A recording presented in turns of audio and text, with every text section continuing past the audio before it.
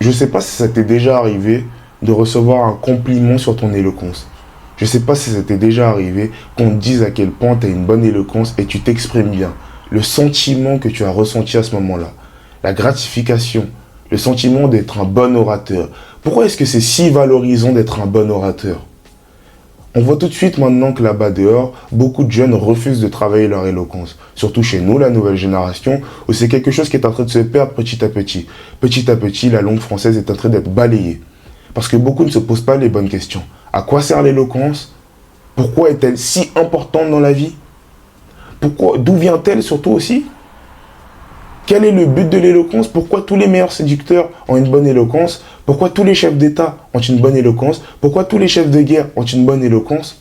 Pourquoi est-ce que tous les vendeurs ont une bonne éloquence? Pourquoi est-ce que tous les entrepreneurs ont une bonne éloquence? Pourquoi on demande à toutes les personnes qui sont au-dessus dans cette société d'avoir une bonne éloquence?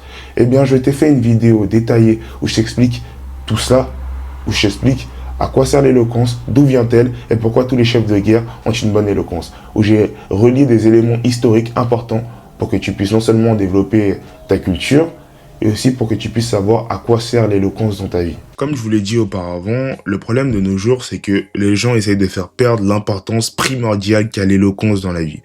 Je vais être tout à fait franc avec vous, je ne connais pas un domaine qui est considéré par tout le monde comme un domaine important dans la vie où l'éloquence ne sert pas.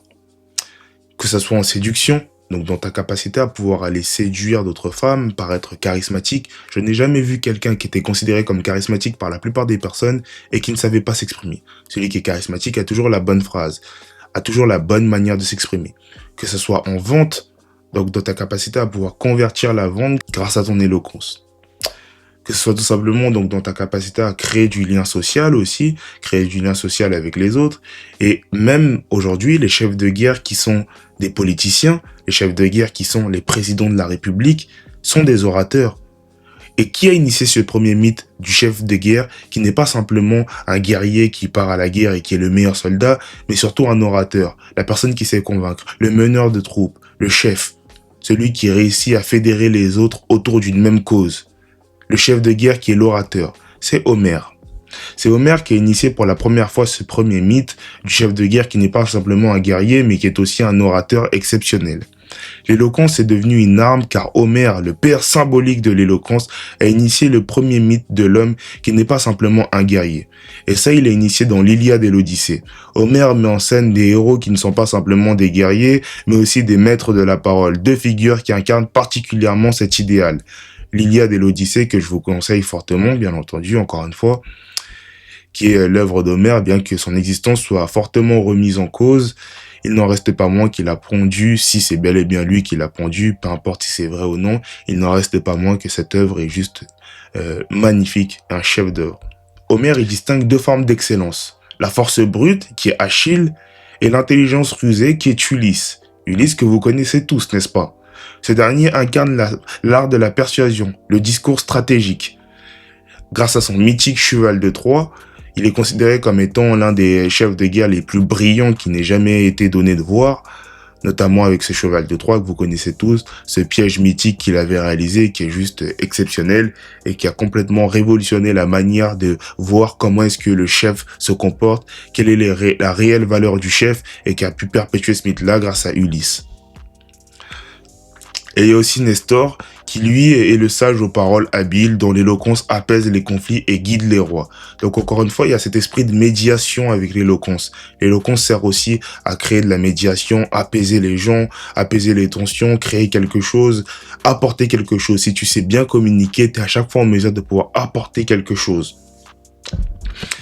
Et ceux qui ont théorisé pour la première fois l'éloquence, il s'agit de Corax et Tisias, en développant la rhétorique sophistique qui est, elle, utilisée en Grèce pour convaincre et dominer les débats. J'en ai parlé dans l'une des dernières vidéos, comment gagner tous ces débats, où je vous parle de l'importance de Corax et Tisias, qui ont été les premiers sophistes. Donc le sophiste, c'est celui qui enseigne l'art de la rhétorique. Et donc, ils ont dispensé ces premiers préceptes en Grèce antique à la mort de Thrasbule, le tyran qui effectuait sa tyrannie en méprisant les autres et en les empêchant de défendre leurs droits aux tribunaux qui étaient corrompus. Et donc, c'est Corax et Tisias qui ont dispensé ces premiers préceptes. Et ces sophistes, ils enseignèrent l'art de persuader, peu importe la vérité. Donc c'est vraiment dire la puissance de l'éloquence, peu importe la vérité, tu peux persuader une personne que tu as raison par le simple fait que tu sais parler. Car on est dans un monde qui est régi par la parole, tribunaux, assemblées, agora, et c'est celui qui parlait le mieux qui avait toujours raison. C'est là que l'éloquence est devenue un outil de pouvoir absolu. Et même aujourd'hui, peu importe s'il y a plus d'agora ou même beaucoup trop d'assemblées, on est toujours dans un monde qui est régi par la parole. La communication, qu'elle soit de manière indirecte ou directe, donc indirecte en tout simplement s'occupant d'un branding d'une marque, en faisant des flyers, en postant du contenu, ou bien même direct, en parlant directement devant la caméra. Quoi qu'il arrive, la communication régit toujours ce monde. Et ça, vous devez le comprendre. La communication est la base de toute chose pour les entreprises, pour les gens de manière générale. S'il n'y a pas de communication, il n'y a rien. Que ce soit en couple ou bien même dans des équipes de travail, s'il n'y a pas de communication, il n'y a rien. Donc, c'est vraiment dire l'importance de l'éloquence dans la vie. Et ce qui était vrai à l'époque d'Homère, de Périclès ou de Cicéron l'est toujours aujourd'hui. Les chefs d'État, les entrepreneurs et les avocats et les influenceurs sont avant tout des orateurs capables d'imposer leur vision du monde. Et mieux encore, il n'a jamais été aussi simple de bien s'exprimer. L'éloquence est une arme politique et sociale. Réellement, l'éloquence est une arme politique et sociale. Je vous l'ai dit, le monde est dominé en majorité par les entrepreneurs, car les entrepreneurs savent communiquer. Le monde est dominé par les politiciens, car les politiciens savent communiquer. Tous ceux qui dominent le monde sont des personnes qui savent communiquer, par définition. Donc, si tu apprends à bien communiquer, à bien t'exprimer, forcément, tu seras en mesure de pouvoir être un individu qui, potentiellement, un jour pourra aspirer à haut dans sa vie. Donc forcément, c'est la compétence que tu dois travailler par définition là maintenant. Et comme je vous l'ai dit, il n'a jamais été aussi simple de pouvoir la développer. Parce qu'aujourd'hui, on arrive dans une forme de polarisation où la plupart des gens ne s'expriment plus bien. Et donc, ça fait que ceux qui s'expriment bien sont au-dessus et tellement au-dessus du lot, tandis que le reste sont avec la masse, avec ceux qui ne refusent de bien s'exprimer et donc qui vont rester tout en bas parce qu'ils refusent de travailler leur communication et même de bien s'exprimer dans leur vie. Et donc, tu comprends vite que l'éloquence, ça reste la clé du pouvoir et celui qui maîtrise ce langage, il peut influencer, convaincre et régner sur les autres. C'est la seule unité de mesure qui définit si tu es cultivé ou non et si tu possèdes de la connaissance. Généralement, les gens vont se baser sur une seule chose lorsque tu vas parler avec eux.